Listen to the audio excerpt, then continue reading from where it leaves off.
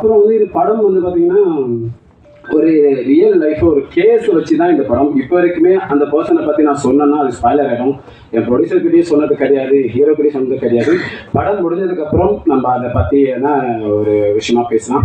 கண்டிப்பாக இது ஒரு வழக்கமான படமாக இருக்காது அப்படின்றது மட்டும் என்னால் உறுதியாக சொல்ல முடியும். இப்போ நீங்கள் ஒரு போர்த்தொழில் மாதிரியோ இல்லை ராட்சசன் மாதிரியோ தெகிடி மாதிரியோ ஒரு படம் பார்க்கும்போது அது ஒரு யூனிக்கான ஒரு விஷயம் இருக்கும் எண்டில். அந்த மாதிரியான ஒரு இதில் தான் இந்த படமும் இருக்கும்.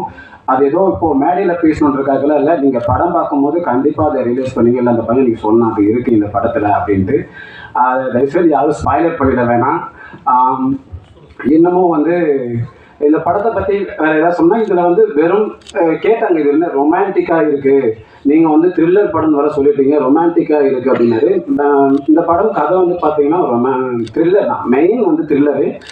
பட் அப்போ எதுக்கு ரொமான்டிக் அப்படின்ற ஒரு கேள்வி எல்லாருக்கும் வரலாம். ஆனால் ரொமான்டிக் வந்து இந்த கதையில் ஒரு நீடடாக இருக்கும், ஒரு ட்ராமா.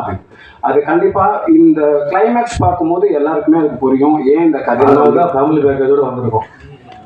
எங்களை புக் பண்ண ஃபேமிலி பேக்கேஜ் தான் வரும், வேறு ஆப்ஷன் இல்லை. ரொம்ப சந்தோஷம் சார்.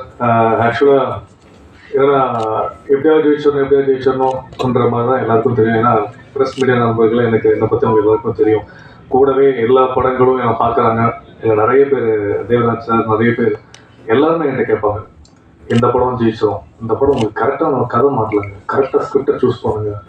பட் ஒரு படம் ஒரு ஹீரோ தோலில் எடுத்து ஓடும்போது அது தோல்வி அடைஞ்சாலும் நல்லா ஓடினாலும் தோல்வி அடைஞ்சால் ஹீரோ மேலே தான் பழி போடுறாங்க. இல்லைன்னா ஏதாவது டேரக்டர் வந்து ஒரு காக்கு வச்சு ஒரு படம் பண்ணிட்டு போயிடுவாங்க. அதுக்கப்புறம் அதுலேருந்து தோல்வியிலேருந்து எதிர்த்து ஒரு ஹீரோ அதெல்லாம் அழிச்சிட்டு திருப்பி சைக்கிள் ஓட்ட ஆரம்பிக்கிறதுன்ற அந்த சைக்கிள் தான் 20 வருடங்கள்லாம் ஓட்டிகிட்டு இருக்கோம்.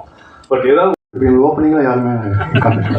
ஓகே பரவாயில்ல. இருந்தாலும் அவங்களுக்கு எல்லாரும் நான் தேங்க்ஸ் சொல்லிடுறேன். நீங்கள் பேர் சொல்லி தேங்க்ஸ் சொல்லிடுறேன். தென் சீஃப் கெஸ்டாக வந்திருக்கிற சார் விக்ரம் சார் இந்த சபரி ரொம்ப நன்றி. இன்னொரு முக்கியமான சீஃப் கெஸ்ட்னு சொல்ல முடியாத family university of Tamil cinema எல்லாருக்குமே தெரியும் சிவகுமார் சார். அவர் தான் அந்த என்ன சொன்னாருன்னா சூரிய ஒரு படம் பண்ணிட்டு இருக்கும்போது சொன்னார், ஒரு கதை இருக்குது பையனெல்லாம் பண்ணியிருக்கான் பண்ணுறீங்கன்னார். இல்லை பணம் இல்லைன்னா பணம் யாரையா கேட்க படம் பண்ணினார். பொதுவாக ஒரு இது இருக்குது, நங்கப்பிரபு சார் வந்துட்டு கதையோட படம் பண்ணுவார், தம்பியெல்லாம் படம் பண்ண மாட்டாருன்னு சொல்லிட்டு. அது மாதிரி பணம் கூட தேவையில்லை, கதை இருந்தால் நல்ல கதை இருந்தால் ஆள் கிடைச்சா படம் பண்ணுவார், பணம் அவருக்கு தேவையில்லை. ஸோ அந்த இதில் ரொம்ப தேங்க்ஸ்ண்ணே. நீங்கள் சொன்னது தான், நீங்கள் பணம் அவசியம் கிடையாது, செய்யணுன்ற எண்ணம் அந்த சரியான விஷயங்கள் கிடைச்சா ஒரு டீம் கிடைச்சா பண்ணிடலாம். ஸோ நீங்கள் தான் அதை காரணம். ரொம்ப நன்றி. என்னென்ன ஒன்று இருக்குது, பாகியராசர் சொல்லுவார் பார்த்தீங்கன்னா வந்து அவங்க குருநாதருக்கு வந்துட்டு ஒரு ஒரு ஒரு பொண்ணு ஒரு கேமரா வந்து படம் எடுக்க போயிடுவாங்க சொல்லுவாங்க. அதே மாதிரி ஒரு கதை கிடச்சிச்சுன்னா போயிடுவார், பணம் தேவையில்லை. அப்போ பண்ணிடுவாங்க. என்ன ரீசன்னா அவ்வளோ பேர் உருவாக்கியிருக்காரு, அவ்வளோ பேர் உருவாக்கியிருக்காரு. டெக்னீஷியன்ஸில் இருந்துட்டு நடிகர்கள் இருந்து